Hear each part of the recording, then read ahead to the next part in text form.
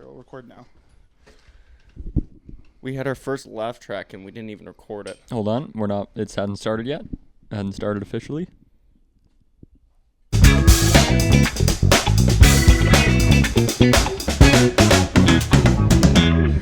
And we're back. And we have returned.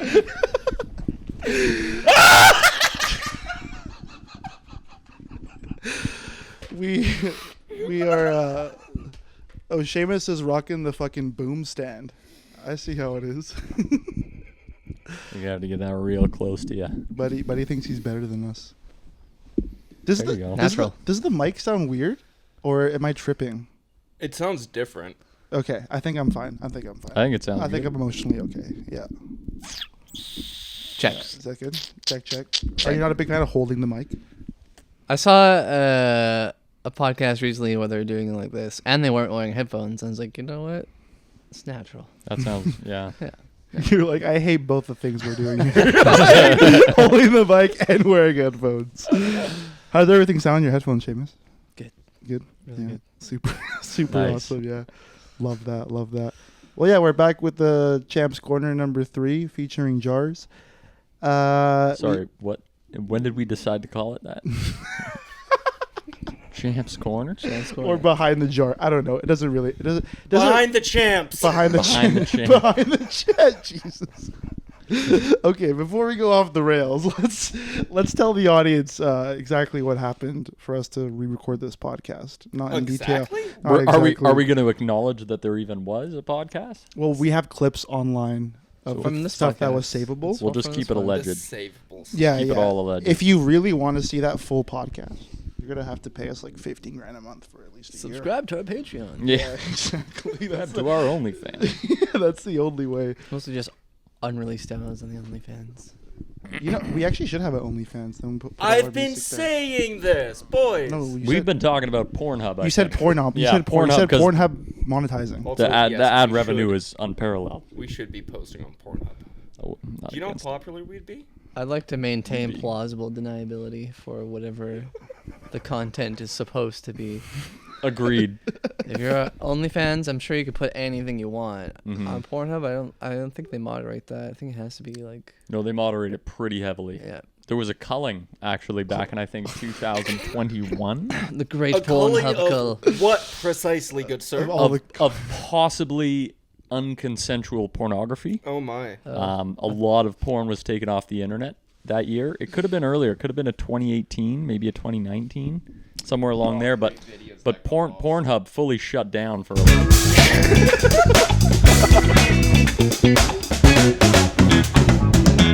And we're back. Here we are. Phase So- 1. First take. So, I'm gonna leave that in, but as I was saying,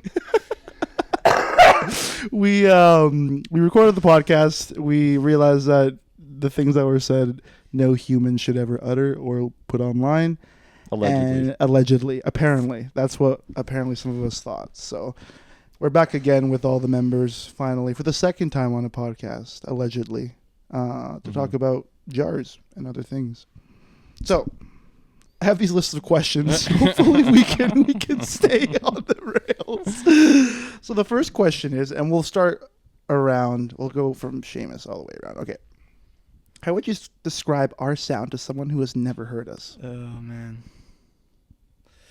that's such a hard question because I think tastes differ so much, and someone's understanding of what makes what style what it is, like the hallmarks, are a bit subjective. They should be objective, but more often than not, when you start describing it, you know, people just kind of get lost in the weeds. Mm-hmm. I'm good with the way that we pedal it currently, which is like alt folk rock with some shoegaze. Rockabilly shoegaze. No, That didn't strike your fancy? it's not country enough to be rockabilly. Yeah. Well, fair. Yeah. What about Memory Lanes? That has like some country undertones. Does it? It's a little I don't honky think so. tonk. I don't think so. This is No. I don't. this I is the disagree. subjective quality I was talking about. Well, yeah, I think. We are currently getting lost in the weeds.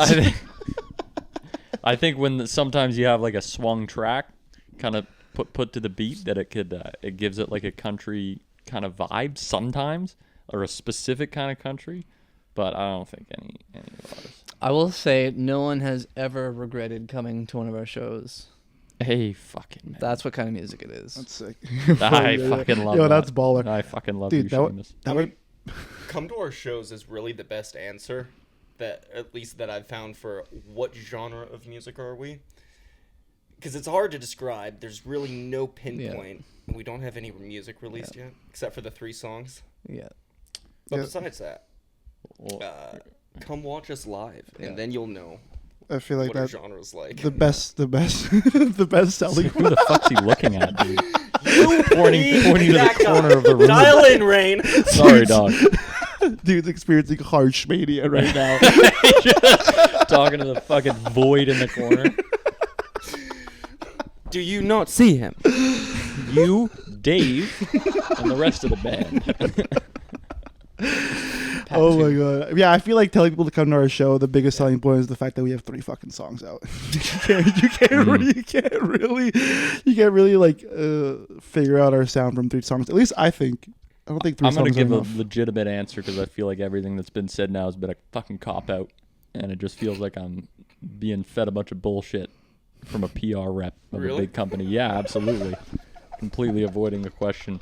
To me, what I hear, a band that I think of as Winter Sleep, in terms of like the ethereal guitar sounds and kind of the amount of reverb you put on it, and some of the effects that you have are quite not necessarily like a wall of sound type of thing, but just like ethereal big sounds coming out of it is something that I hear from Winter Sleep in some of their tunes that I've listened to a while ago. But when it comes to like the songwriting, it's like simplicity of, say, like the Beatles in like their mid stage, when they would do like simple music, not super complicated writing, but just kind of like simple fucking easy tunes. I feel like we have a lot of that kind of stuff in our writing. Playful, fun, and easy to listen to. Very Shovels and Rope. Yeah. Do you know that band? Nope. Nope. Never mind then. I know Shovels and Rope. I don't know who the fuck Winter Sleep is. I've never Same. heard of that band in my life. Legends. Yeah, I'll have to check them out. But I think for me, the biggest thing I can say is like folk shoegaze folk. Yeah. I picture in my head at least the end product being super dreamy, washed out guitars with a very catchy drum groove and very clear vocals. That's what I really want the end result to be. Whether or not we get there is a different story, but I think we do a pretty good job of trying to stay true to that, but also experimenting a lot, which I think is really good, because we have some songs that make no sense as to why we play them. But Could we almost also say Tame Impala with clearer vocals? yeah, almost, yeah, kind of like that. Less of a... Less electronic. I was going to say less of an electronic Yeah. bass sound. Like less, yeah. Which, to be fair, if we had electronic people playing in the band, I would fucking love that. It's I feel like we don't have that just based off necessity. But like when we had Pat back in the day. Pat! In memory of Pat. In memory. God bless. God bless him. Oh, that's the wrong button. Sorry, Pat, that's the wrong button. We love you, Pat. Yeah, that was the wrong button. I think the applause. Is it something applause? Yeah, there we go. That's a laughing. Did we have applause? Yeah, we I don't did. think It we was- had yeah, applause. yeah, we The did. sharp cut off. Nope.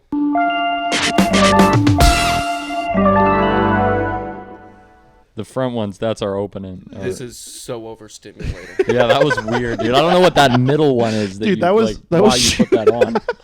That was shoegaze folk, bro. It fits nowhere, dude. That fits nowhere. What is our genre? That's it. That's it. That the is one. it. That's it. Computer turns on.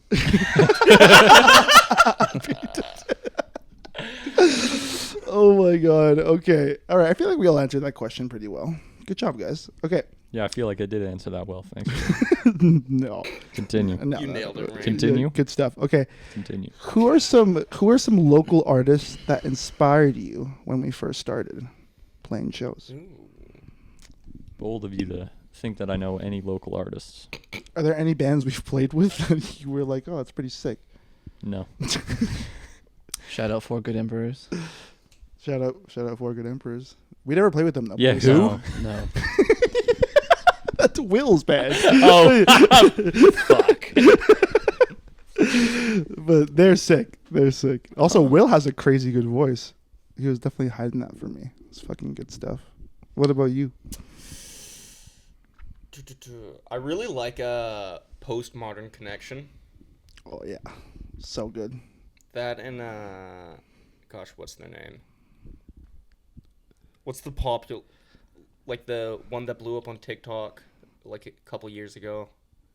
Gosh, this is embarrassing. They're one of my favorite bands here in Vancouver, and I can't remember their It's name. not that one. Peach Pit. Oh, I was gonna say Peach Pit. I was okay. about to say Peach Okay, Pit. good. No, that's the one. Thank Yeah, you for not okay. saying it, Rain. That was so helpful. You're welcome. I was gonna. Yeah. Yeah, yeah. But Moving yeah, on. really like Peach Pit. Nice. I will say this. Okay, so do you guys remember the first Champions of Hope show when we were watching? At the Beaumont? Yeah, at the Beaumont. When Oh, we were watching Julian Lavoie play. Yeah, So he came to mind. for So me. he fucking did so good, and I just remember most of us were just like, "Oh God, I gotta follow that." not excited to go up Yeah, after. not excited whatsoever. We did really well though, but Julian fucking killed it. I love Julian's music. I saw him actually. I met Caleb at Julian's album release show where we Postmodern Connection. They where we opened also there. yeah, and he just has. I just love his music. He was actually 3 out of my top 5 songs on Spotify last year. Oh, nice. Wow. Yeah, like I fucking like his album is fucking mwah. Oh, Tiger Really. They're another really good band. They're fucking sick. They're fucking sick. I talked to them about playing August 30th. They can't play, but Tiger Relay is also dope. I don't think I've seen them live, but I've listened to their stuff. I love fucking what's it? Math rock or emo rock? Like fucking Death Cup, that song. No. What is that? No. Mom Jeans. Oh, Mom Jeans. Yeah. I don't know Mom Jeans. No. You were gonna go to the show with us. I was invited and I declined. You bought a ticket. You didn't. I go. didn't buy a ticket. I didn't buy it. I would not. No, I didn't buy a ticket.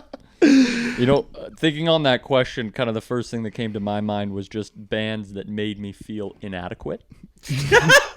Or usually the ones that inspire me to do more, because I'm definitely someone who goes to a show, watches purely the drummer, and thinks, am I better than him? How can I be better than him? And I certainly didn't feel better than fucking what's his balls from Julian Laveau. I always forget his name. He's Mike Wadman. Mike. Oh, yeah. Absolute legend. My that buddy guy is. Mike Wad. Yeah, dude is a legend on the Vancouver scene. Drums for like 6 bands. Oh, dude. Yeah. I Is played he with him also in. the drummer for Zoe Martina Smith. No, that's different guy. Different guy. Different guy. I played with Mike in Shadowfax for 4 Right. years. Right. I remember you saying that. Yeah. No, one that kind of brings me back, one of the most exciting shows that I went to locally when I was young, was not necessarily a local band. They're from Victoria, and I don't know if they're doing anything anymore, because it was probably 12 years ago. Psychosomatic Itch. And it was played in, I don't even know what venue it was, kind of one of those where it just was someone's house, and they cleared out the living room, and they were fucking having this mosh pit, and the singer was like screaming, and he was on the keys at the same time, and I felt so fucking out of place, and I had no idea what to do, and he was like moshing himself in, and it was just like people were throwing him around, and when he came to me, I just kind of allowed him to come on to me and then fall on me, and I gave no pushback, and then he just fell on me. And then he stood up and just looked at me like, what the fuck was that? And then went back to performing. And it didn't help with feeling like I did not belong there. the worst mosher. I was completely fluid and allowed him onto me. You just you just ragdolled. Pretty much. I was like, oh, I'm sorry, bro. Am I in your way? And he just like fell on me. And I think about that a lot, actually. Oh my god, that's hilarious. Wait, so how do you think the whole mindset of is this person better than me serves you when we're playing? How does it serve me? Yeah, do you just play way harder if you No. do feel inferior, or does it make No. you does it make you play worse? I think worse for sure. I think it is a product of anxiety and that I'm less than, and it's not a good thing. No, and because anytime that happens, I go up and I feel so like I'm listening to every note. I feel shaky. I don't feel relaxed. But when I tell myself that everyone else is worse and I'm the best, and I just go up there and do my best and I don't care, I end up doing a little bit better. So that's kind of my two sides of the extreme. Yet to find middle ground that works. I'll let you know when I get there. I mean, if you're the best in the room, then you're not gonna learn anything. I just tell myself I have nothing more to learn. You are complete. Right? I've mastered everything there is to master in this life. I'm probably the greatest drummer alive. That's what I go up thinking. Big probably. It's a maybe, but I can't afford maybes at that time. I just accept that I am. I get up there. I deny anything anyone says about my playing that I don't like. And then the show's over. You've done a lot of inner work. It really shows. I'm well adjusted to the insanity in my head. I'm not saying it's the right solution, but it's a solution. It sounds very zen. It's not. It does not sound zen. It's a constant battle. Constant battle. I'm the same way though. I feel like I purely assess from like a songwriter's perspective, and I'm like, fuck, dude, they write way better songs than me, and I just get fucking so in my head. But as soon as I remove myself from that, I feel like as soon as I get on stage, those feelings kind of leave me, and I just like play what we play. If people like it, great. If they hate it, fuck, sucks for me. But moving on. So far, I've only felt that way about like shows that we played was just the bass player in Julian Lavoie. He was really fucking good. Yeah. Dude, I didn't feel anything like negative like that, but I was like that. I was like watching what he was doing and just thinking like there's room to grow for sure. Yeah, he's great. Dude, he looks so much like Phineas. That's the only Yeah, a thing, little bit, yeah. That's the only thing I can see when I'm watching it. Yeah. I'm just like, dude, this guy looks so much like Phineas. Like Phineas and Ferb. No. Okay, that's where my mind was at. Phineas No. Eyelash. Yeah, like Eyelash? Billie Eilish's like producer brother. Yeah. He looks insanely like him. I remember like when we were at the PMC show. That's all I could think. I'm like, dude, this guy looks so much like Phineas, and this music's also insanely good. Phineas. Cool. Well, good stuff, guys. Wow. All right. How's growing up in Vancouver influenced the way you play? It hasn't, except for maybe. Oh, I got a good one. Damn. I don't play with a lot of pedals because I can't afford pedals. Nice. Oh, That cost of living is so high, so you can't afford pedals. Yep. I like that. I think people you meet will have the biggest impact.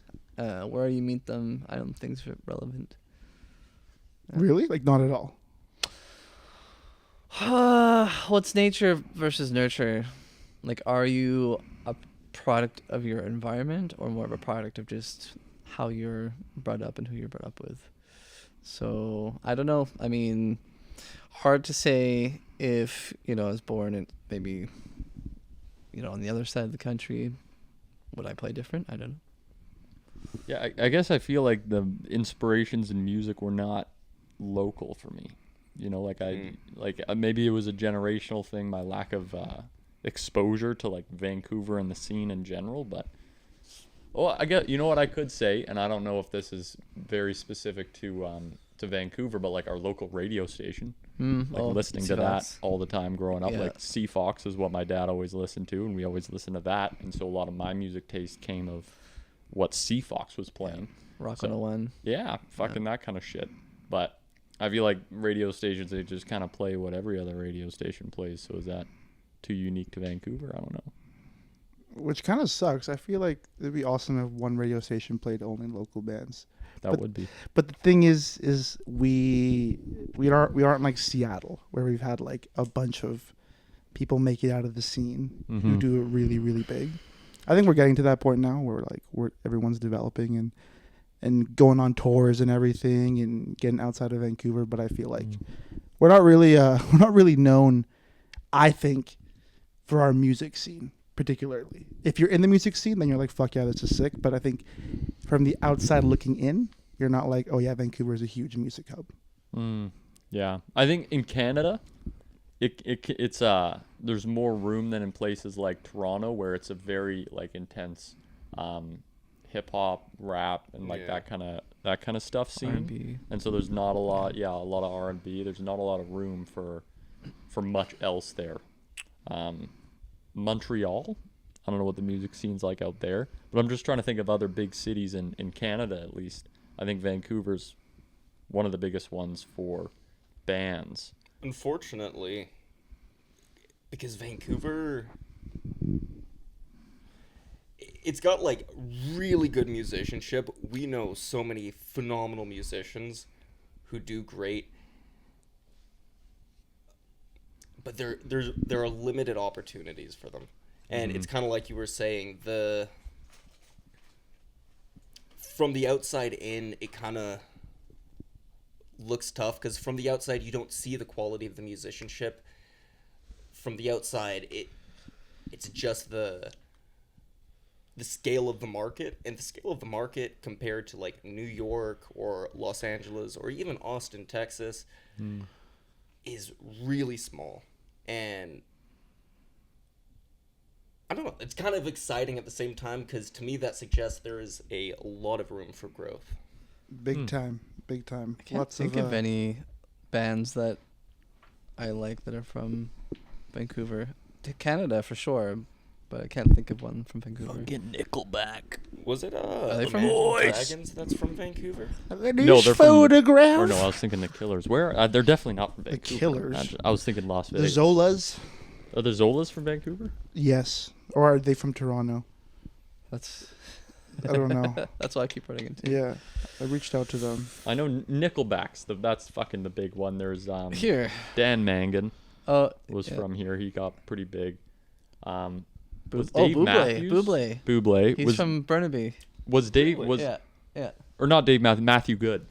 Oh yeah. Was he Coquitlam. Vancouver? Yeah. Coquitlam. Yeah. Yeah. Matthew Good is sick. Yeah. He's a fucking legend. Piece of shit. He's got some controversial things. Fucking asshole. Opinions or like behaviors? Oh, I don't know. Definitely both. If it's behaviors, then this is news to me. Oh yeah, I've heard some fucking nasty things about him.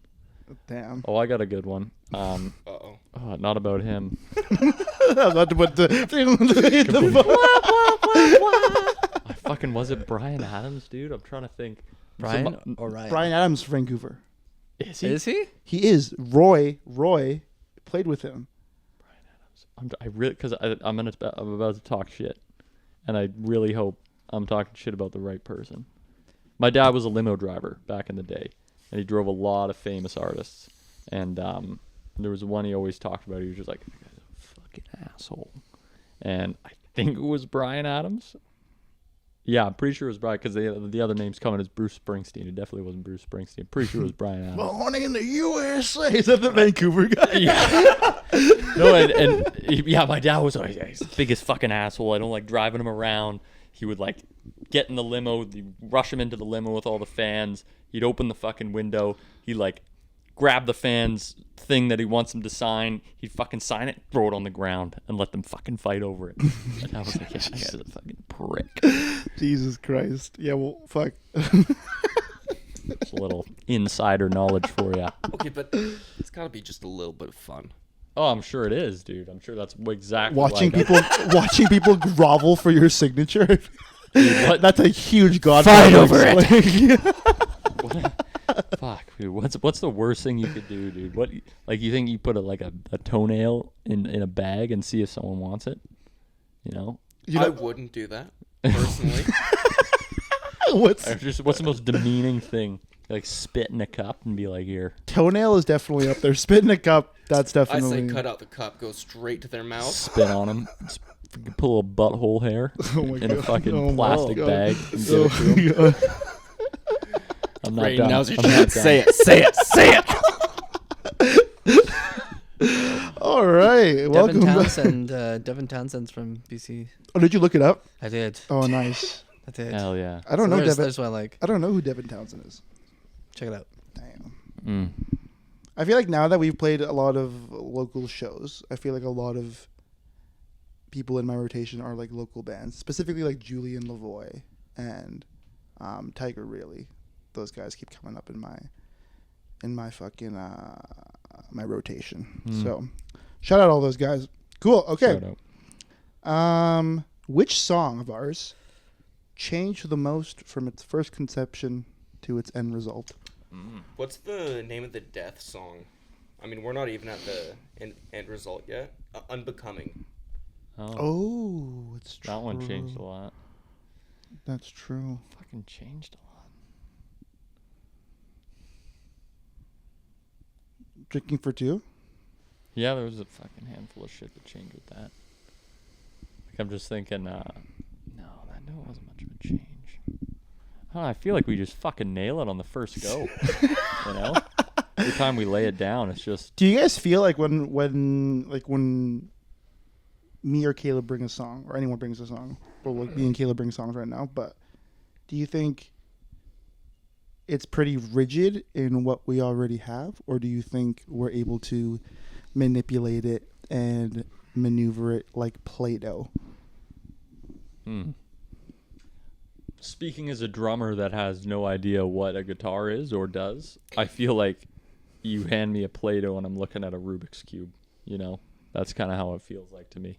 I could fucking move it from place to place, add a section here or there. I think the most in-depth I went into, like, really like helping with a song in that way was Bills to Pay. And just kind of, you were playing chords. I told you to just play the fucking notes of the chord for the finger picking. Yeah, the finger picking, that's it. Yeah. And that's about as far as my knowledge of like molding a song goes. I don't know. If I'm concerned something might sound like shit, you are pretty consistently the most reliable person who will say, yeah, that sounds like shit. It takes one to know one, you know? Like, I could definitely smell shit, you know? If I could tell you it's bad, I don't really know what to do about it, but yeah. Doesn't fit. Doesn't serve the song. Mm. As Rain once pointed out. Mm. What about you, Shamu? Thinking pretty hard there, eh, buddy? I don't think we do a ton of arranging. Like, once a song's pretty much thought out, I don't think we really pick it apart. Maybe adding like a section or something, or you know, swapping like a slow part around or a fast part around. But I don't think we lay it all out and say like, oh, let's put like, you know, this part near the end, actually near the beginning, or do you know what I mean? I think like the structure's pretty much there for the most part. I think once we have the vibe. Yeah, it's usually more of a process of what is it missing, and what can we add to put in what's missing, or what's not adding to the song, and let's just take that out. Agreed. Process of elimination. Yeah. What? Fucking active listening. Okay. Yes. You're right. All right. Correct. What do you besides the basic necessities to live, what personal needs do you need to have in order to be creative? Really trying to figure out how he's going to tie this in. Inspiration for sure. What are you laughing at? What kind of inspiration? What do you... Yeah, it's tough. Like, how do you become inspired? Yeah, for me personally, it's kind of like a dam that's broken. Like, once the gates are open, usually it flows pretty well, but who's to say when those gates will open? Oh, I got no good answer here. Best answer I can give is it depends. Just needs about $35 in his bank account and a ride to the fucking weed store. That's it. I'm happy. I'm a simple man, okay? No, but I think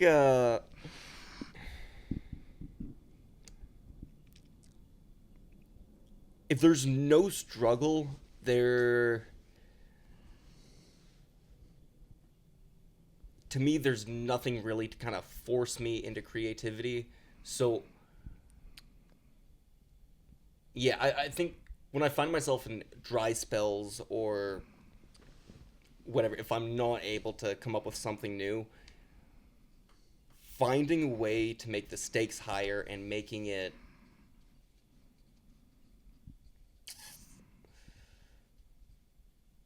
more of a problem, if you will, then it's...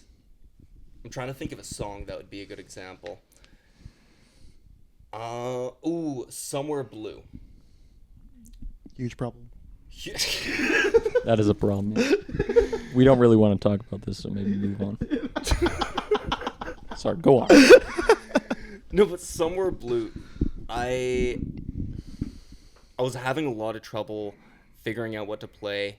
Rain, you were saying, like, yeah, that's not it, or, yeah, you're doing a little too much, or, yeah, that's not adding to the song. And every other song, like, when I first joined the band, I was figuring it out and, like, finding something that at least worked for now. But Somewhere Blue, could not figure it out. And I kept getting, okay, a little too much.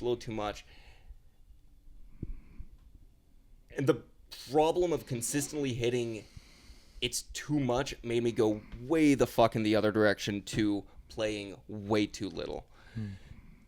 And then once I did that, it was like, okay, this is good. It means the answer is somewhere between too little and too much. Or too much. Dude, I remember that moment. I remember when after we kept giving Caleb feedback on that song, and then we're like, yeah, you're not playing enough. You're like, yes! Like, we're getting somewhere. Found the rain. That's so funny. I always think about that moment. I don't know why. Cool. That song is a bit of a problem. It's like so. It's so. In my opinion, it's one of those that felt like it got old real quick. Yeah, because it's the same thing. Yeah. The entire time. I'm not gonna lie. There was a good month and a half when I first joined the band where I didn't know Somewhere Blue and Linger were different songs. Nice. That's the mark of a great songwriter, I think. Oh my god. Okay, that's good. Okay, well, this actually segues perfect into our next question. What lyric, riff, or drum beat are you most proud of?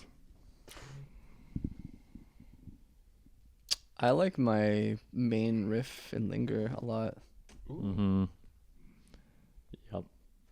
Great answer. Yeah. That one's... Like the donut. Like yeah, where it matches that the thing. pattern. Fucking Yeah. Yeah. You know, when I actually play that song just myself on my acoustic, I actually follow that rhythm throughout the song. It's actually very catchy. Mm-hmm. Yeah. What do you think? I don't know. I'm just running through them, to be honest with you. And I've labeled myself as a guy who doesn't, like, talking on that creativity last time, like, I definitely struggle with doing things differently. A lot of the time, I just swallow myself back into that pocket over and over again. And something that I feel like I just do something a little different, even though it's simple, repetitive, and it's not a lot, is in memory lanes. Where it's a bit more dynamic. It's a bit more odd. You know, it's not just like a straight 4 fucking beat, you know. Yeah.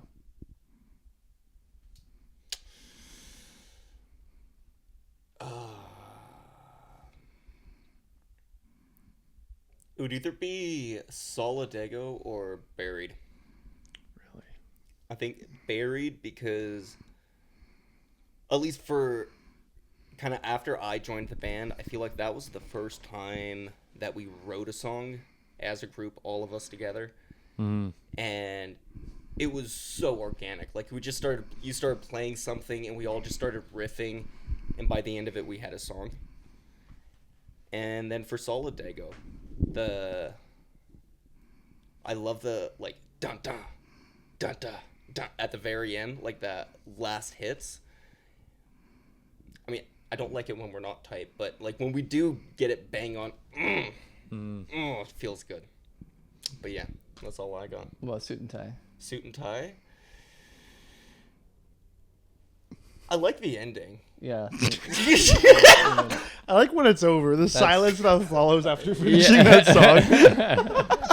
That's the part I was thinking of too. The main solo-ish bit at the end. Yeah. I think Fucking kicks ass. if I could go back, I might rewrite a couple things in the beginning of the heavy part. You know, when we're coming back to that A part. I don't know. It works, but I don't really like what I do there. Just like the single string. Dang, dang, dang, dang, dang, dang, dang, dang, dang, dang, dang, dang. But, yeah, no. Suit and tie I really like. Fuck yeah. I think for me, my favorite riff of yours that I like is the Drinking for Two riff. Ooh. I think that one's really good, especially when we go into the slower part and then it builds up. I love that. I also love your part in Drinking for Two when we transition back into the verse and you start going to the open hi-hat. Yeah, I know. Yeah. Yeah. Yeah. And then, for Seamus, not Drinking for Two, Memory Lanes. Oh, remember things. 100%. Yeah. Dun, dun, dun, dun, dun, so- yeah, it's like you're shining, like walking through the field.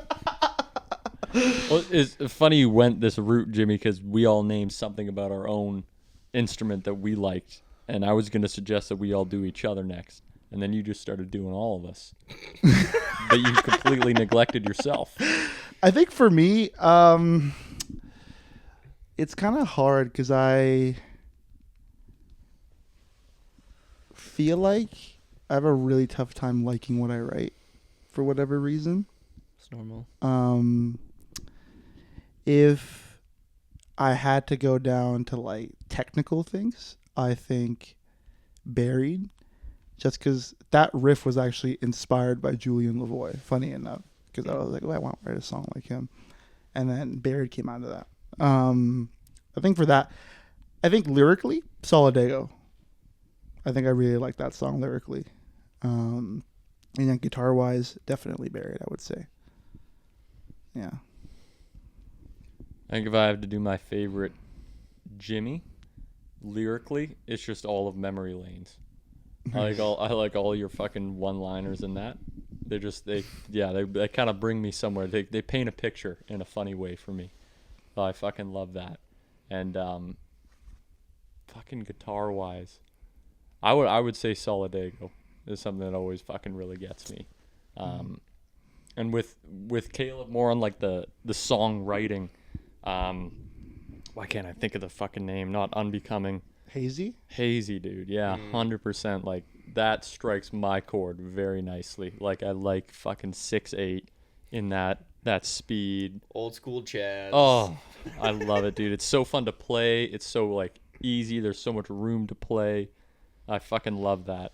And, Seamus, I mean, the easy answer is fucking Memory Lanes. Because it's just so good, dude. The way your fucking bass sounds in that. And Linger is a big one, too. Like, that bass line's fucking great.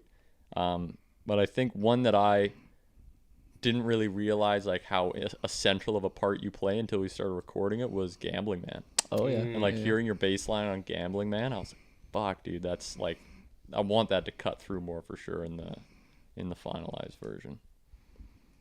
So there are your compliments, gentlemen. I forget what song we were playing, but when you got the new cab, there was one of the songs where you were just cutting through in a way I've never heard, and I was like, oh my god, he's so good at the bass. We played Buried that day. We played Drinking for Two that day. What else we played? One more. Hazy. Hazy too, yeah. I think it might have been Drinking for Two. Oh, yeah. I really like your part in Drinking for Two. Yeah, it's a fun one. I really like, lyrically, Solidago. That was the first song you wrote where I was like, oh my god, I've got to learn how to sing this on my own. Like, and also, Memory Lanes. I'm just copying you at this point. Do it. And Rain. There are a lot of... I love the No, is this in Linger or Somewhere Blue? But there's this one part where you do like 5 hits or something like that. It's and a linger, yeah. And a Linger. I So love good. that. So Yeah, good. fucking Yeah. That is, especially when we all sync up there. Well, yeah, Seamus and I always sync up on those. And it's fucking, oh, it's good, dude. Yeah, fucking A. Seamus. The end of Buried is heavy. Yeah. Super heavy. Like I almost think you have a double kick there. Dude, if I could play one. I own one, I just don't know how to nice. play it, yeah.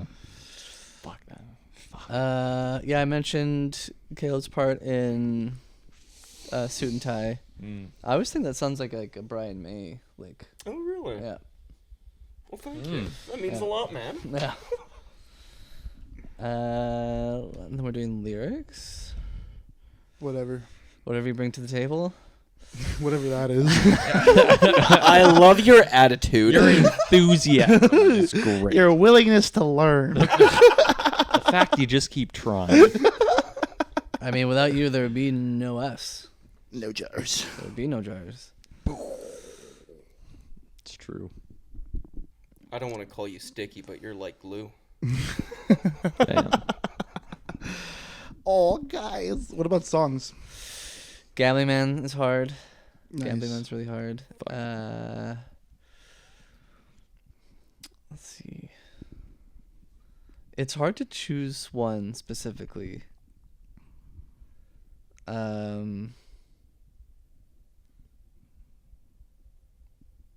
Yeah, I mean, I love Linger. Linger's awesome. Mm-hmm. Linger will always be my favorite for now. There's also some. always be my favorite for now. Well, I mean, I could, there's room in my heart for one more. Always is. But there's some stuff that's going on the second album too that sounds really good that I'm looking forward to. Yeah. Yeah, we're hoping to get that out relatively soon. We get the first one out soon. God damn, man. It's been so long. Okay. What makes the Vancouver scene different? Oh, shit. The lack Not of money. That. For those who didn't see, I just threw my notebook on the thing and it hit the cash register. Yeah, the lack of funding going on in the Vancouver scene, I think, is. I don't know. I think we suffer from sort of same sickness as a lot of other places, that music is supposed to be this like free commodity, like it doesn't cost you 15 years of your life to invest the time in, on top of thousands of dollars to gear up just to play for 30 minutes for someone who wants to give you exposure, or maybe a drink, or maybe neither. Maybe you just show up and say thank you for having me. Thanks for the opportunity. I'm grateful. Yeah, I think there could be, and well, you'll never get it because it's always so much easier just to hire one person to blast fucking the top 40 all night on their turntable. But there's definitely room for a stronger just appreciation for having people who want to be part of the, community bands out there trying to actually perform and, entertain people. I will say there are lots of new bands popping up these days. Yeah. I will say that, which is really good to see. I think from UBC, there's so many like young people who are just starting bands and getting out there from fucking UBC. Yeah. And I remember this when I was younger, but like the accessibility for under 19 shows was it was so hard, right? So like young people trying to get into the scene was really tough. I don't know what it's like now, but I know that was like a big struggle. And personally, like I haven't spent time in other music scenes. Like I don't really know what we don't have that they do. I can kind of just sit here and tell you about all the things that I wish we did have, and if I can complain about, whatnot. I know obviously it's expensive to live here. It's expensive to rent space here. It's expensive to be profitable in any way here. So a lot of like old fucking long time spaces are going under. Studios, like Little Mountain Studio that was a fucking legendary staple here, went under years ago. And so I've always thought it's just the natural way of things with art in cities like this, where like art doesn't make you money for a long time, right? So if it costs you money to be here, there's not going to be a lot of art here, right? There's not going to be a lot of space for art. Like, so many fucking incredible artists came from places where they could exist without having a fuck ton of money, you know, where there was space for them to be creative and not, be fucking drowning in debt and living on the fucking streets, essentially. So plenty of problems I could point out. What we're missing, I'm not exactly sure, you know, but I feel like, I mean, I don't know if this really separates Vancouver, because like you were saying, I've never spent a whole lot of time in other music industries, but we are surrounded by musicians who have their shit together, and that was really surprising to me, getting in the scene, getting to know other bands, doing the networking. Like, there's a stereotype of, oh, you're a musician, you don't work hard, you just go gig to gig trying to pay your bills, and it's like, we're surrounded by people who are getting after it, and to me that's really encouraging. I was actually going to say, you took the words right out of my mouth. Yeah, I think this, because of how hard it is to exist in the scene, it breeds a certain type of person to like be able to play here and continue to play here. We're gonna carry the boats. Yeah. We're gonna carry the fucking cabs. Who's gonna carry the bass cab? Honestly, though, yeah, because it's fucking hard out there, man. It's hard. I mean, we played our first show for free at Victory Square, which was a legendary show. But we, still really haven't made real money from playing shows until we ran our own show, right? And even that just went back into like whatever the band fund was. The next show, yeah. So, yeah, it's a long-term play for sure. You definitely don't get into this to strike it rich or anything, but it would be nice to have just like a softer place to land as a musician. 100%, guys. All great points. This is actually what you guys were talking about segues perfectly into my next question. So obviously we're a band. We've been around for, I don't know how long it's been. It's been 2 years now. Something like that. 2 years. More. 3 years? Maybe. No, not that long. I mean, Jimmy hasn't been clean that long. I've been clean for three and a half I know, years. but when did we start playing? You were close to a year clean, weren't you? No. I think you're It was in January, dirty. wasn't it? It was near. Yeah. I think you So guys maybe it were is at close like a to year and a 3 half years. when I joined. I think it And was joined January in April. 2022. Yeah. So I think it was 3 years. No. Was 2020? It wasn't January 2022. It's been 3 years since It was 2022. not January. I'm trying to 2022. think, 'cause I went- You weren't fucking clean in January 2022. I was on subs, but I was. Yeah, it was after that. I went to your cake, but I don't know if I was in the band yet. I can't remember. Wait, I went to your one. do you have Instagram on your phone? Yeah. Go on the Jars page and look up the first time we posted that photo. Then you'll see. It was July something. I don't know what year it was. But we've been around, while Seamus is doing that, we've been around for 3 or so years. Maybe Fact less, checking. maybe more. Our own facts. Yeah, I feel like it was 23, year of 23. That's my guess. 2023. Sorry, keep talking. So what advice would you guys give to a young band just starting off now? Give up. It's over. Make space for us, please. Write good Lose music or hope. yeah, write Get a good, job. write good music. Wow. This is the one? No. I will say the song that you like the least is going to be the song that everyone likes the most. So What are you trying to say there, Seamus? What do you mean by that that? happens to every band. It's usually one of Da, da, it's da. usually one of the early songs that Champagne they play. Supernova. They play 600 times before they have a name. 'Cause I'm a crazy. Exactly. Exactly. What did you find there, Seamus? I'm still finding. I got 3 buttons.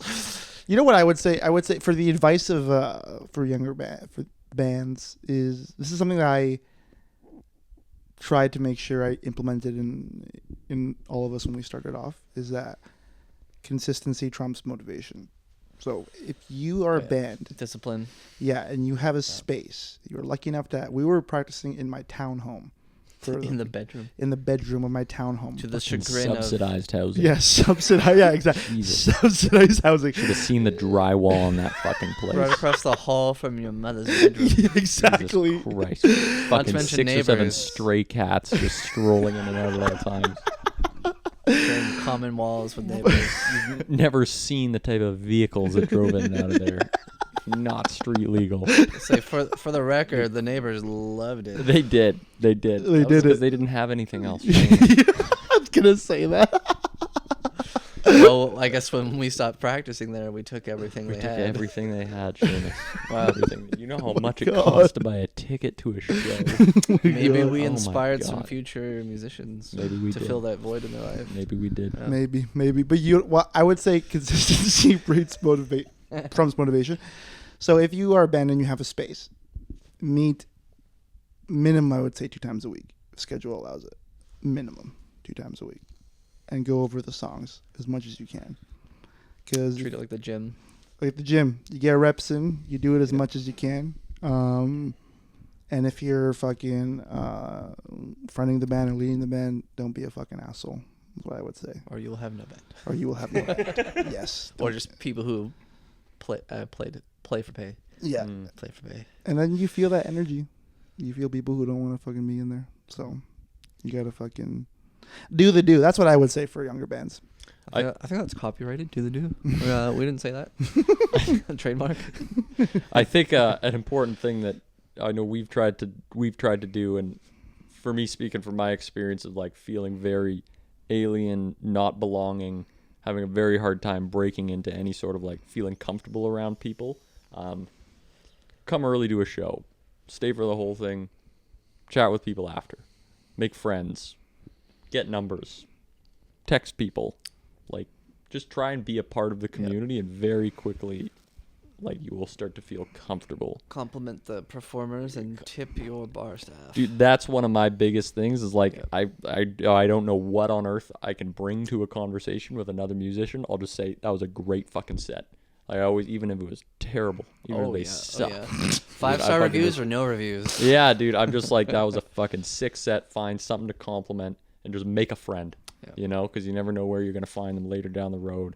And I know I just feel so much better performing when I feel like I'm around friends and like when I'm feeling like I'm supporting and being supported.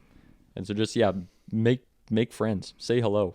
No one wants to be an asshole. Nobody doesn't. People don't go to shows to fucking hide and be alone. Like, I was definitely someone who sat there just begging for someone to say hi, you know. So if you got it in you, be that person. You know, say hi, make a friend. It's tough. It It's tough is. breaking the ice. It fucking is. It is. It's definitely fucking awkward. I try to make the band, like, even if there's no one in the crowd, I will still scream the band's name as loud as fucking possible. Fuck yeah. Yeah. Fuck yeah. You're Fucking good at get up social towards networking, man. towards the stage, you know. Don't sit in a fucking chair when somebody's performing. Yeah. I don't care how bad your back hurts. Stand up.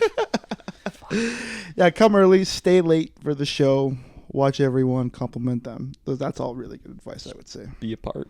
I'd Part say of. even go to the staff as well, like venue staff, sound guy, and just say thanks. Oh yeah. Shut them Yeah, out during your sound set. Yeah. Shut them out Yeah. during your set. They Fucking- fucking love that shit.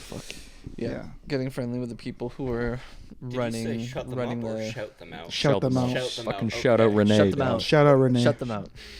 Shut out. Shut them out. Don't even look at them. Go up Pretend on they don't stage. exist. Don't play any music for 45 minutes. Just look at the crowd. Can we do that once? Oh, this. I've been asking for it for years, That one Caleb. particular promotion that I don't like. Yeah, we could do. I think it's time to bring the sax player out. That just doesn't play anything. I'll rent No, a they just saxophone. don't do I will anything. rent a saxophone for this. Can we ask our viewers, our many viewers, comment in the comment section down below? How would you feel about some guy coming up on stage with just an abstract instrument? Let's call it an oboe. Someone comes up with an oboe, and you're just ready to hear them shred the oboe, and maybe they give it a little like every now and then. Not even A couple not of e- readjustments. Just like like maybe he's going in. He's like, You get the sharp and hill the. yeah, a quick little. But you don't. They don't play a thing. They don't play a single thing the whole night, and you're just like, how captivated would you be? You know, how like When's this guy gonna go off? can we hear it in the comment section 45 down minutes below? of anticipation. Can we hear it in the comment section down below? Tag your favorite oboe player to be featured in our band. Well, that's the thing. They don't even need to play the oboe, dude. There's no way Spank Williams knows how to play a clarinet, but he came out there and was like, Legendary. you know, and just Legendary. don't even make the noise. Like, just stand up on stage with like a harp. Like, bring a harp up on stage, and just maybe every now and then they're like, and then they don't do it. And Some then kind of musical goon edging you. exactly straight gooning, dude. Yes, we goon the audience. Exactly. Dude, that reminds me of the time when I saw Spank with the clarinet, and I was like, dude, you play the clarinet? That's fucking sick. He's like, I don't. Yeah, right. I'm like, wait, what? And where is he now? Yeah. Where is he And now? he's currly touring. So Fucking right. Shout out fucking Spank, dude. I ran into him at the Hollywood Theater because he works there as staff. Yeah. He has a bunch of free shows there too that he puts out. Yeah. Oh, sick. Shout out him, dude. Fucking. Does anyone know where he is in the world right now? I think he's in Montreal. Montreal. Montreal. Sorry. He's touring Sudan. Iran. Oh my god, dude! Shout out Spank though, fucking legend. Okay, what is one thing that you would want our fans to know about us that they don't know? We accept donations. That's a good one. That's a good That one. is really good. Please buy tickets to the shows, please, Yes, and come. out the to fans the know shows. that. Well, they're not there, so I feel like they Yeah, I don't see. Feel like they're not getting it. I don't see 953 people in the audience on our Instagram. I don't so, think they're hearing come on. I think they're getting it. Follow us on Instagram. Follow us in real life. Come on. Stalk us. Yeah. God damn it. I am a licensed electrician. If you need any work done on the side, unpermitted, It's really come in handy June for us. 2022. just hit up our Instagram. I'll send you my number, and I'm happy to be of service Come to for a price. come to jars.band Yeah. for all your electrician needs. We are certified. I am certified. Caleb We is are Caleb certified. is not certified. He will not Rain, be there. It'll Rain, just be me. tell That's them- what I want our fans to know. Okay, tell them your rates and if you charge for breaks. I have a 3-hour minimum on any service call, $80 an hour. So that's $240 for the first 3 hours. Doesn't matter if you get me in there to change a light bulb. I'm charging you $240. Anything after that, it's an additional $80 an hour, and I charge on my materials. I will be taking a lot of breaks that you will be paying. Yeah, I don't take breaks. That is why. no, that was why I asked that question. Not on the side. I don't. No, I'm in there to get out of there. I don't want to spend time in your fucking home. Because the longer I spend there, the less economic it is for me. You know, if I could get the job done in 30 minutes, I'm making $480 an hour. Your sad, sweaty domicile. Yeah, man. I've fucking spent some time in some domiciles. I will tell you that much, dude. My God. It's real pits of despair. Oh God, dude. Yeah, some fucking. Hoarders. I don't even want to get into it, dude. There was one wild job, dude, where it was this hoarder, man, and he, God bless him, but like, I had to get to every plug in his house, and maybe let's say there was 13, and it was like a labyrinth.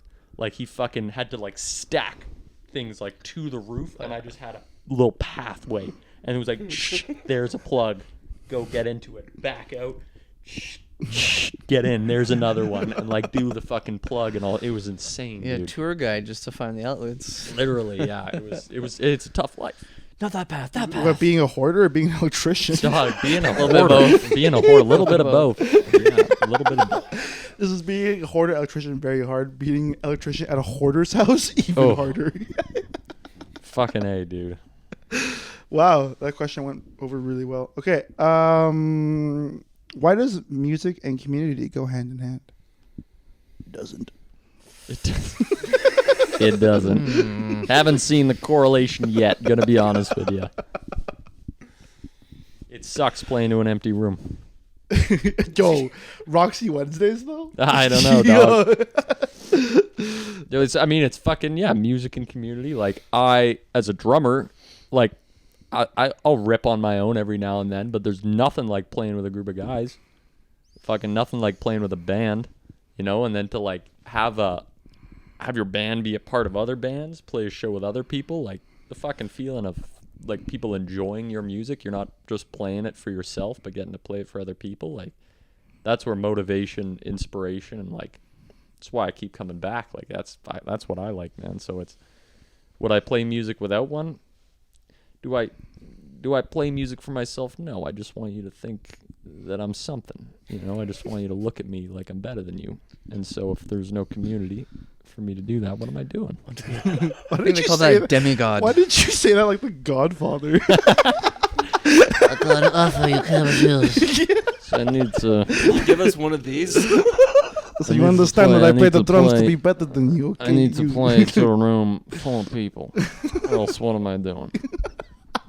What else am I doing? Okay, you. Oh, repeat the question for me. Why Okay, does music and community go hand in hand? In a Godfather tone of voice, why does music and community go hand in hand? You see,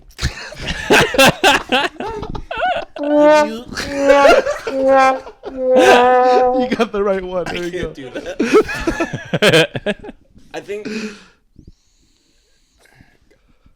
I mean, yeah, Rain, you kind of said it perfectly. Music is a very feeling thing, and you want to feel it with other people.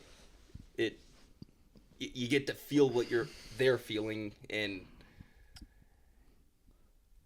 yeah, I think it really is an experience that's supposed to be shared. And I think it kind of, gosh, this is going to sound cheesy as shit, but the harmonious nature of music acts as an analogy for the audience listening to that music. But I think there is truth to that where, I mean, if you take us, we're a bunch of we're a bunch of just individual guys getting together and making noise. Don't call me that. All we're fine. He's better than you, okay? Don't say that. Fine. We're a group of guys getting together to play noise plus Rain. Thank you. Making loud noise. Yes, go on. Continue. And when it doesn't work, it is overstimulating and really uncomfortable. And when it does work, I don't know about you guys, but I always leave rehearsal feeling like, damn, those guys made me sound amazing. And I think there's a similar phenomena in community where you have all these people working together, taking responsibility for their own piece, their own part. And if it doesn't work, it hurts, it's overstimulating, and it is uncomfortable. But when it does work, everyone looks better. Nice. That's what Oh, fuck, Yeah, did that we was clap? good. No, don't actually clap. Can we Did clap at the end? Oh, We we can probably clap do it at the any end. time, can't we? Doing the clap track. Yeah, we could. We'll have to No, light like it to up. light up the audio. We never did that, but that's fine. I usually can read your lips and line up. We'll do it at the Okay, end. We'll just sweet. try to do it at the end. Did you see when you did it the first time? You were like, yeah, I don't know why you didn't just point your lips down. Like you like went down with your mouth. Maybe I wanted to say something. And then Seamus, Seamus's was the best. Never clapped.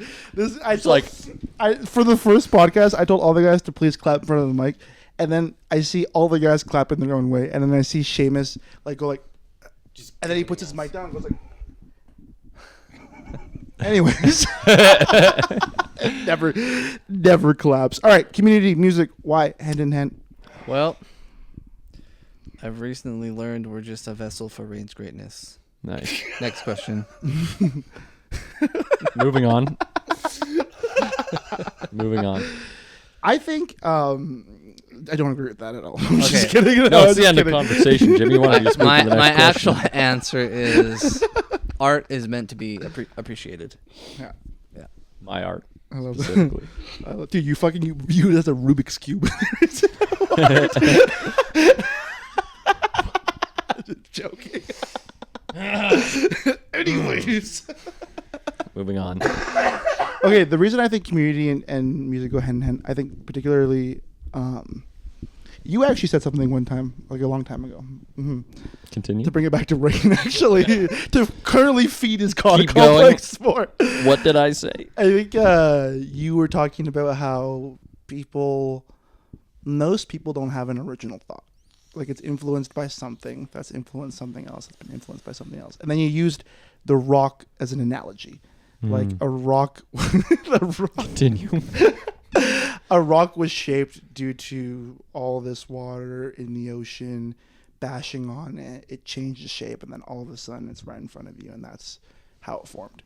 And I feel like music is, particularly music or any form of art, is you're adding water to that ocean to hopefully shape those future rocks, right? And I think that's why community and music go hand in hand, because my music wouldn't exist without every motherfucker before me who played music and influenced all my favorite artists and the artists that influenced them and the artists that influenced them and so on and so forth. So I think without community, I don't think music would really exist. So Yeah, I did say that, I think. you definitely don't remember. That was definitely me. Yeah, I did say that.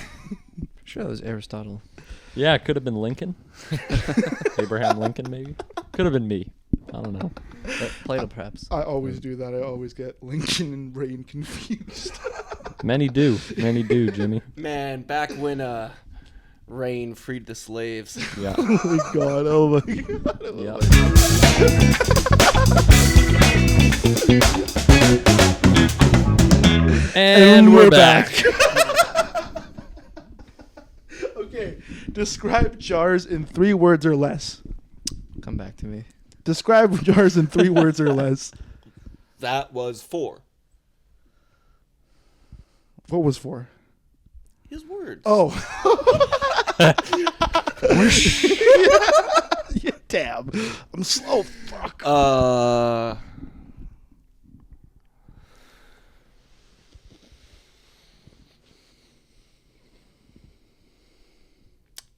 Red.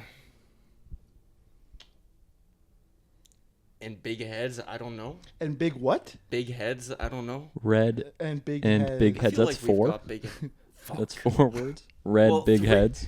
Harder than less, huh? Pretty good music. Pretty good music. That's actually, yeah, it's good.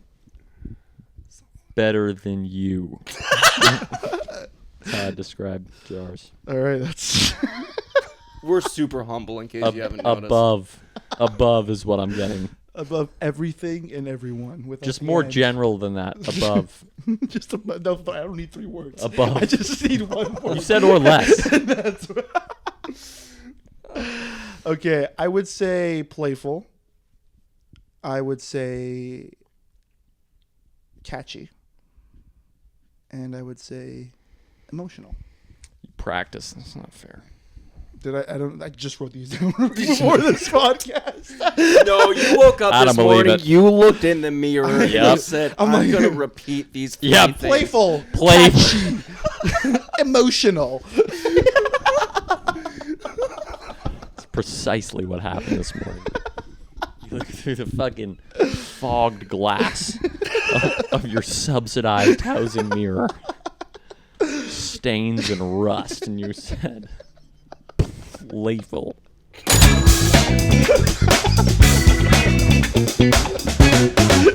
And we're back. That was timed so well. We all know what was coming. Okay, if we could open for any 3 artists, who would it be? Who says we're opening? Fucking, are we talking like big artists? Like Any artist. legends? Like it could be anyone. Is this Anyone. the same show or 3 different shows? No, 3. Like we're opening, and the 3 artists are following us. Oh, same show. God damn it. You would definitely want to go first, considering all these things I have in my head. Boop, boop, boop, boop. Oh, boom. I'm gonna throw fucking Bobby Dylan up there. Dude, you just got into Bobby Dylan, did you Big not? time, dude. I've just kind of fallen in love. Dude, he's so good. Yeah. That would be like, oh, it'd be so legendary. Like, are you thinking him and his full band, or just him and his guitar and his harmonica? Fuck his full band, dude. Yeah, That was weak. personal, dude. You got to That go was weak. guitar, harmonica, Yeah. microphone. Dude, he's a traitor. Because you went for the full band. Yeah.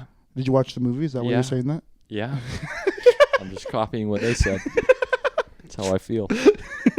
I was the person in the audience at the folk festival yelling traitor. Yeah. That's exactly who I felt like. Yeah, I would say Bob Dylan too. I would say like 2008 Shaky Graves with his suitcase drum and his guitar. Smash Mouth? That would be so sick if we opened for Smash Mouth. Despite controversies that the lead singer was a flamboyant racist, Oh, he threw down some good ska. He threw down some pretty good punk ska. were they ska? Like the somebody want that's ska? Well, not at all. Not Oh. at all. That's the song that you hate the most that everybody loves I love that from song. them. Yeah, and they probably didn't. Oh yeah, But yeah. yeah, like the fucking Fushu Mang, that fucking album. God damn. That's some quality fucking Fushu Mang. Fushu Mang. Fushu Mang. Fushu Mang. Yeah. I'm a big Jack White fan. Mm. I don't like the direct personally. It's not my style. The direction he's gone on the last two albums. When he was, but like fucking honestly, just the White Stripes. Opening for the White Stripes. That would be fucking something else. For me, probably either Donovan, Gary Clark Jr., or Ooh. Hendrix if he was still alive. That would be pretty cool. Gary Clark Jr. Wild. That's a legendary pick. Yeah, man. I love that pick. I would I feel like I would go Bob Dylan. I'll also go for the Ink Spots. I knew you were gonna fucking say the Ink Spots. I I don't know. knew it. I was trying to reach deep into the pocket of some 1949 fucking music, and I knew you were gonna go there. Just they'd be so sick to see live. They're like a quartet, like a barbershop quartet almost with a band. And like, do you know that song? Like, I don't want to set the world on fire. That's them, but they have some way better songs. We Three, it's a fucking banger song, so good. Yeah, I would go Ink Spots, Bob Dylan, and then maybe Shady Graves 2008. Shamu. It's a hard question. I'm thinking about how I want people to feel after they have left that show, not just placate my own interests. Oh, fuck us. I Yeah, guess. you can go fuck yourself, Seamus. Only real professional. Jesus Christ, dude. Like, what would make a good fucking show? Not having us there. Take jars out of the equation and fucking make it awesome. We're opening. No, so no one's gonna listen. No one's anyways. gonna be. No one's show gonna be up there. anyways. No one's gonna be there. It's in Vancouver, so no one will be there for the opener. Yeah, but we can at least be in the green room with them. Hopefully, if they allow us. Yeah. Nice. Opening for Silk Sonic would be fucking cool. Is that the Anderson .Paak band? Yeah. Oh, that's fucking sick. Oh shit. For some reason, I keep thinking of Hosier. Really? Wasn't he Vancouver? He's No, like I'm an thinking- Irish dude. Diplo? Is Diplo Vancouver? Hosier and Diplo. How did? I don't know. There's one length names was a blonde chick that I knew that liked both of them. They're just in the same genre for me. God, I'm sure you would love that. Hosier and Silk Sonic. Talk about feeling inferior. Anderson .Paak as a drummer. That'd be fun, dude. And he can I don't want sing. to hear about it. Fucking A. I don't want to hear Maybe about opening it. for like Marcus King or like Chris Stapleton. Chris Chris Stapleton. Stapleton, That'd eh? be cool. Damn. That's a fucking great songwriter. Yeah. Talk about great songwriters. Chris fucking Stapleton, dude. All right. Let's bang through these a little bit.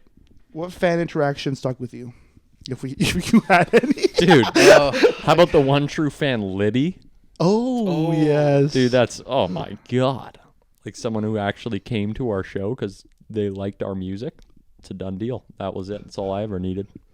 I was ready to Honestly, quit after that. that was like the pinch me moment. Like, oh shit, Yeah. someone actually fucking came.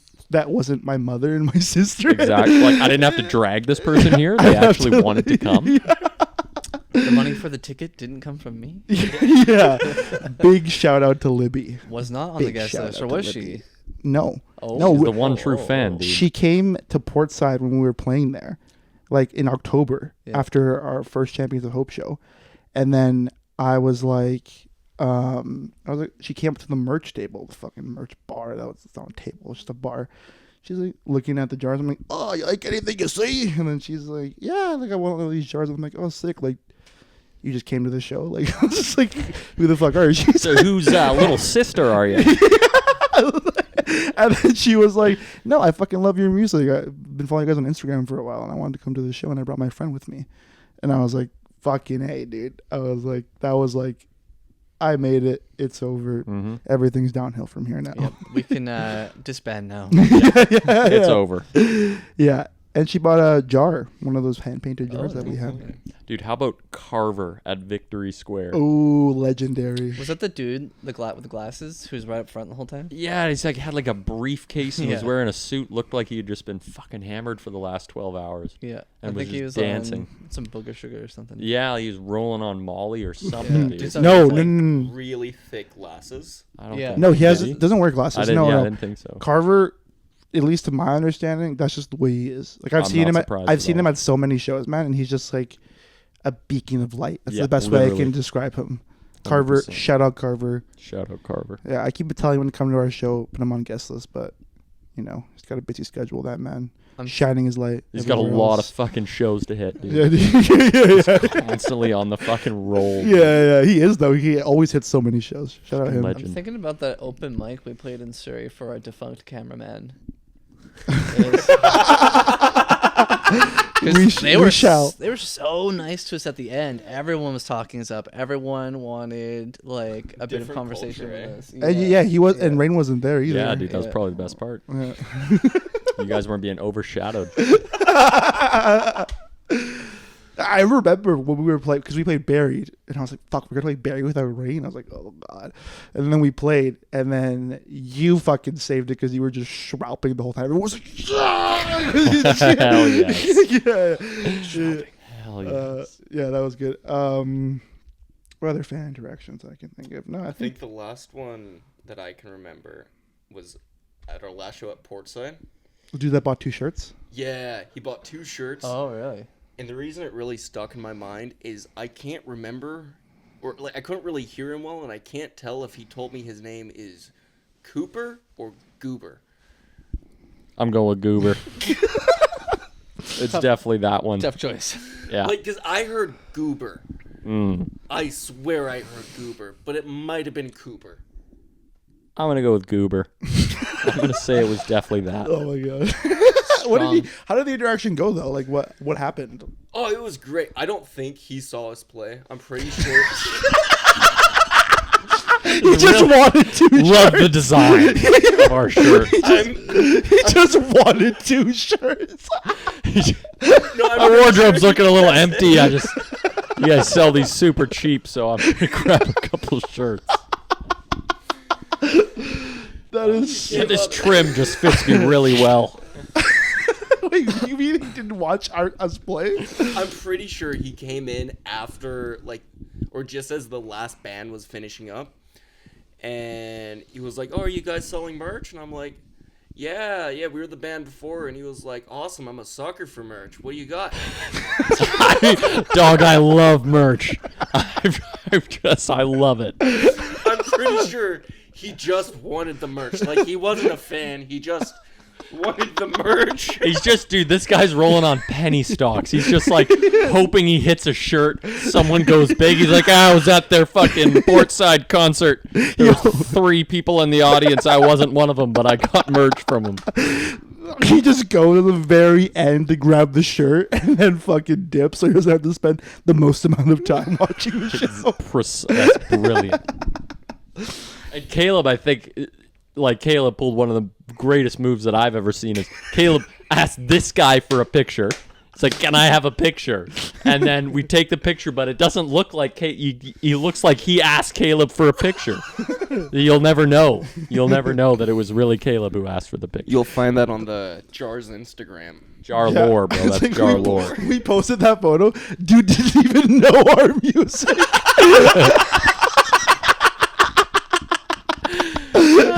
This is how you get fans. You trap them. That is Yep. so funny. Can I get a photo?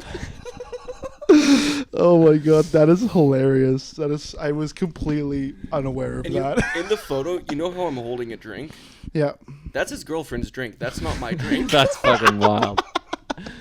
Jesus. Just a prop. Oh my god, that's so funny. Some serious jar lore. Yeah, that's some jar lore. Big time. Okay, let's do one more question. I'll wrap it up. Okay, what if we could do a secret show right now, wherever in the world? Where would it be? At my house, Wherever I in don't the- like going out. Dude, we should do it at your backyard. Wherever in the world? Yeah. Fuck. Secret show. I'm going to take a Seamus perspective on this one. Think logistics. Right? Like the Vatican. Yeah. Oh. Abu Dhabi, maybe get some real money in there. Yeah, I'm trying to think. The Like, Vatican. dog, I'm thinking, yeah, like. Open for the Pope. Yeah. Secure our spot in the heavenly kingdom, brothers. Straight from bills to pay to Pope. Yeah. Pope to pay. Like, what's a spot that, like, you just can't get in? Where they just don't let. Like Area 51. But then we wouldn't get any audience in there. Just you the know what I mean? aliens. Like the fucking Oval Office, maybe? Like a tiny desk at the Oval Office. Yeah, a tiny desk at the Oval Office with Nuclear fucking silence. no, but we're gonna get President Trump in the background, and there's gonna be Kid Rock, Kid Rock in his weird America suit, Shooting some beers. and he's just gonna be drinking a fucking Colt 45 in the back. Maybe a Holding it up. white Russian. Yeah, fucking yeah. And Some we got the milk and dude cola. from the Big Lebowski also there, also drinking a White Russian, and it's a tiny desk, and it's in the Oval Office. Nice. And maybe Elon Musk is there too. That's my choice. I end my turn. Okay. Caleb, what do you think? If we could play anywhere in the world,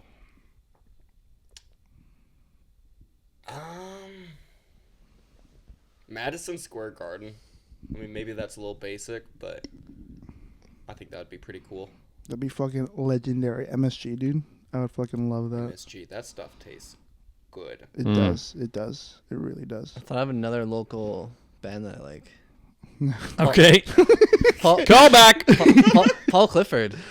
Oh yeah, Paul Paul Clifford. Clifford. Paul Is Clifford. Paul Yeah. Clifford from Vancouver? Well, he's. We played based with here, him. at least. Ilana Luz. No, it Oh. was Roxy. Oh yeah, the Roxy. Roxy. He was like the I think that might have been little. before He's me. like the shorter guy with the Right. great voice. With the auto tune in Yeah, his voice. yeah. His hair was kind of slicked back. Yeah, I remember Paul Yeah. Clifford. Yeah. I was trying to wonder why that. He busks around town. No shit. And he's really good. He's a G. Actually, David Morin is also very good. He's Oh. another busker. Yeah. Flo and Owen. Do you remember Flo and Owen? No, who's But he that? stands out on Lonsdale with a fucking trombone.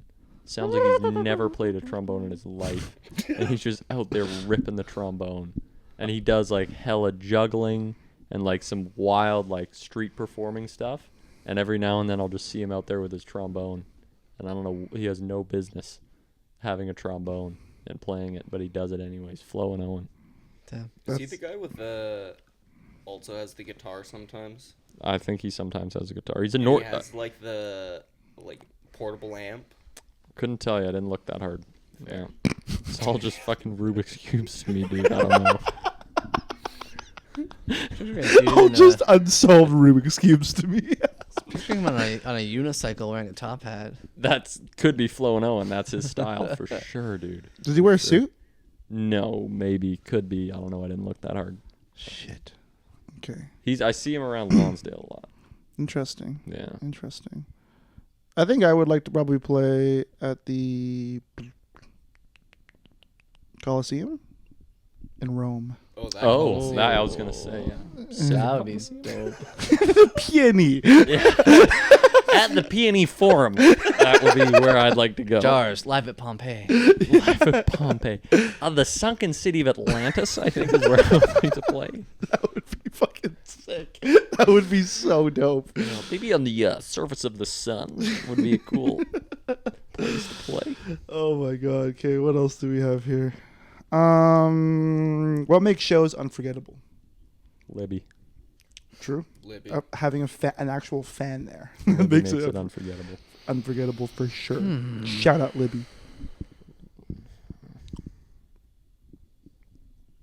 Maybe it is who you meet. I think part of it is where you're playing, but also part of it's who you meet, your own experience. It really is just Libby. That's it.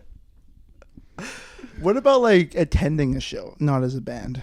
If we Oh. take out being in a band for a second, if we can remove that part, that's very heavily ingrained in my identity.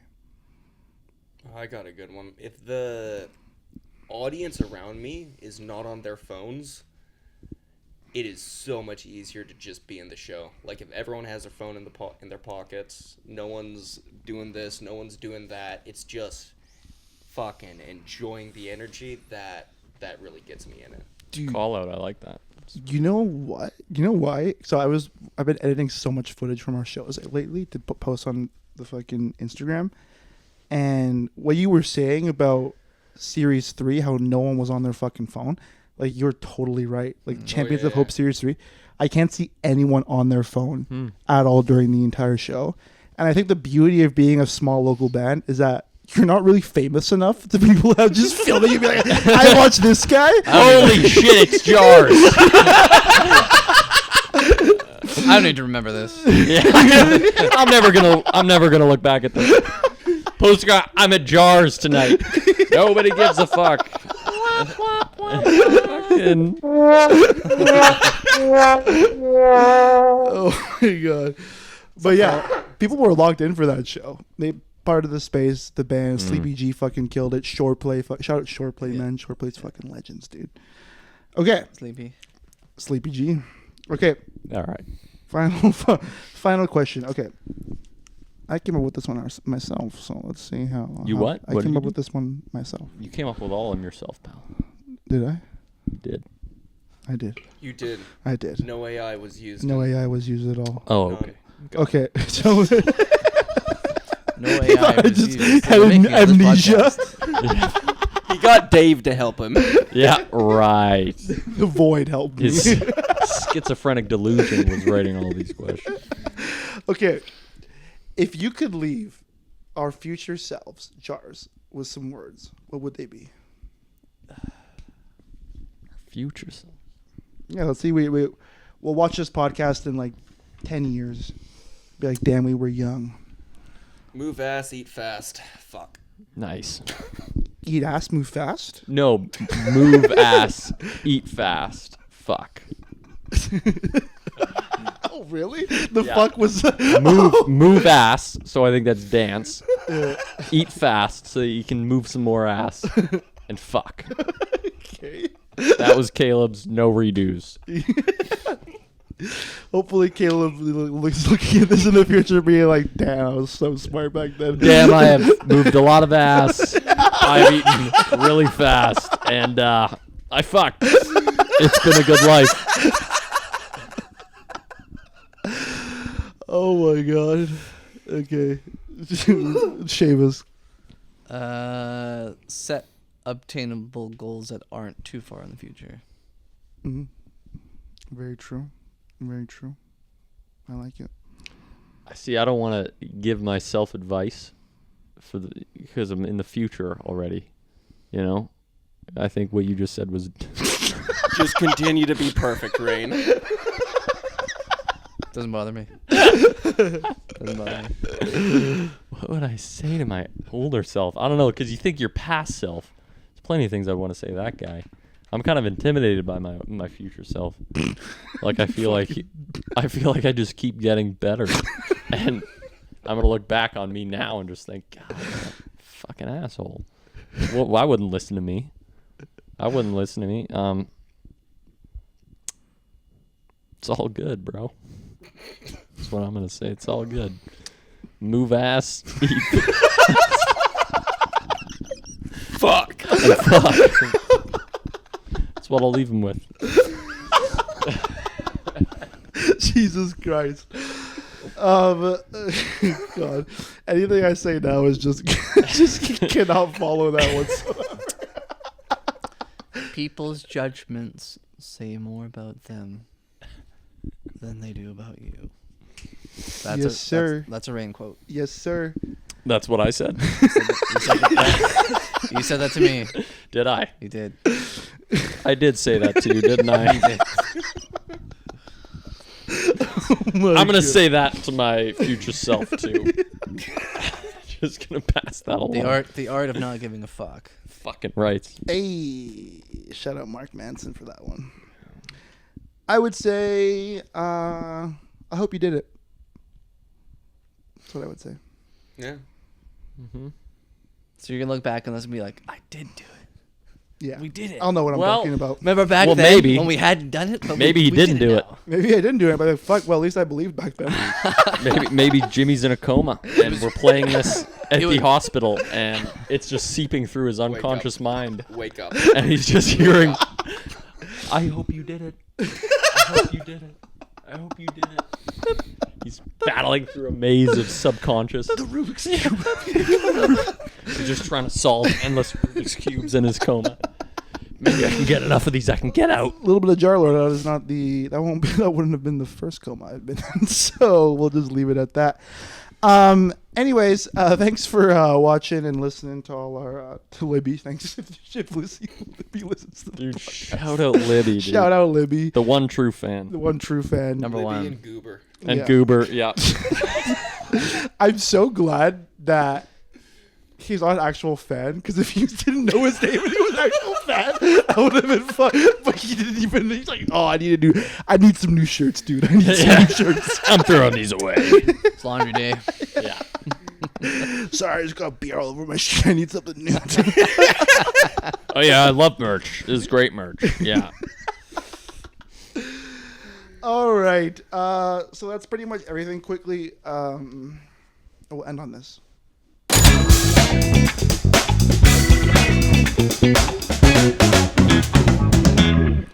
And we're gone.